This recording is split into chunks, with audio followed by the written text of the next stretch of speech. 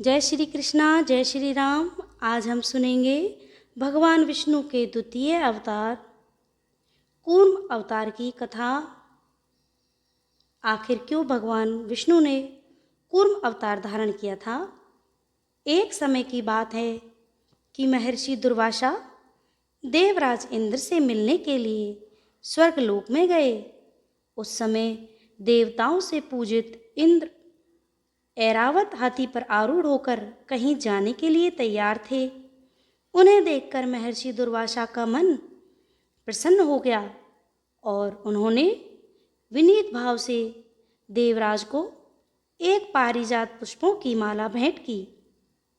देवराज ने माला ग्रहण तो कर ली, किंतु उसे स्वयं न पहनकर ऐरावत के मस्तक पर डाल दिया और इंद्र स्वयं चलने को उद्यत हुए। उस समय ऐरावत हाथी मद से उन्मत्त हो रहा था।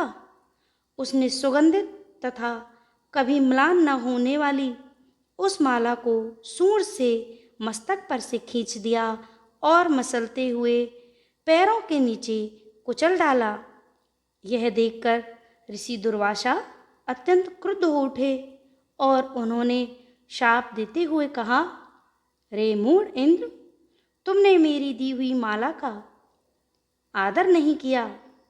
तुम त्रिभुवन की राजलक्ष्मी से संपन्न होने के कारण अभिमानवश मेरा अपमान करते हो। इसलिए जाओ, आज से तीनों लोकों की लक्ष्मी नष्ट हो जाएगी और यह तुम्हारा वैभव श्रीहीन हो जाएगा। इस प्रभाव से माता लक्ष्मी रसातल को चली गईं। इतना कहकर दुर्वासा ऋषि शीघ्र ही वहां से चल दिए। श्राप के प्रभाव से इंद्रादि सभी देवगण एवं तीनों लोक श्रीहीन हो गए। यह दशा देखकर इंद्रादि देवता अत्यंत दुखी हुए। महर्षि का शाप अमोघ था, जो कभी नहीं टल सकता।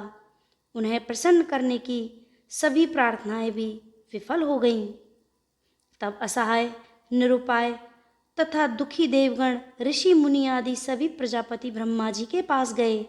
ब्रह्मा जी ने उन्हें साथ लेकर बैकुंठ में श्री नारायण के पास पहुँचे और उसके बाद सभी ने अनेक प्रकार से भगवान श्री हरि नारायण की स्तुति की और बताया कि प्रभु, एक तो श्रीहीन हो जाने के कारण हम कमज़ोर हो गए हैं, जिससे दैत्य हमें परेशान करते हैं।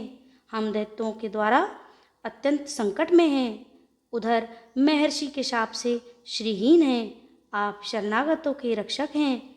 इस महान कष्ट से हमारी रक्षा कीजिए। स्तुति से प्रसन्न होकर श्री हरि विष्णु ने गंभीर वाणी में कहा, तुम लोग जाकर समुद्र मंथन करो, जिससे लक्ष्मी तथा अमृत की तुम्हें प्राप्ति होगी।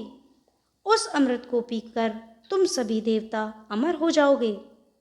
तब दैत्य तुम्हारा कुछ भी अनिष्ट ना कर सकेंगे। किंतु यह अत्यंत दुष्कर कार्य है। इसके लिए तुम असुरों को अमृत का प्रलोभन देकर उनके साथ संधि कर लो और दोनों पक्ष मिलकर समुद्र मंथन करो। यह कहकर प्रभु अंतर ध्यान हो गए। प्रसन्नचित्त इंद्रादि देवों ने असुरराज बलि तथा उनके प्रधान नायकों को अमृत का प्रलोभन देकर सहमत कर लिया। मथानी के लिए देवताओं ने मंदराचल पर्वत का सहारा लिया और वासुकी नाग की रस्सी बनाई। रस्सी बनाकर सिर की ओर दैत्यों ने पकड़ा तथा पूंछ की ओर वासुकी नाग को देवताओं ने पकड़कर समुद्र मंथन आरंभ कर दिया। किंतु अथाह सागर में मंदराचल पर्वत डूबता हुआ रसातल में धंसने लगा। यह देखकर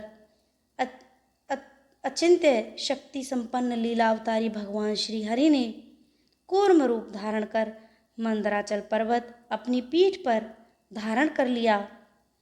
भगवान कूर्म की विशाल पीठ पर मंदराचल पर्वत तेजी से घूमने लगा और इस प्रकार भगवान श्री हरि विष्णु की कृपा से समुद्र मंथन संपन्न हुआ। तो ये है भगवान श्री हरि विष्णु के द्वितीय अवतार कूर्म अवतार की कथा। जय श्री विष्णु, श्री हरि विष्णु।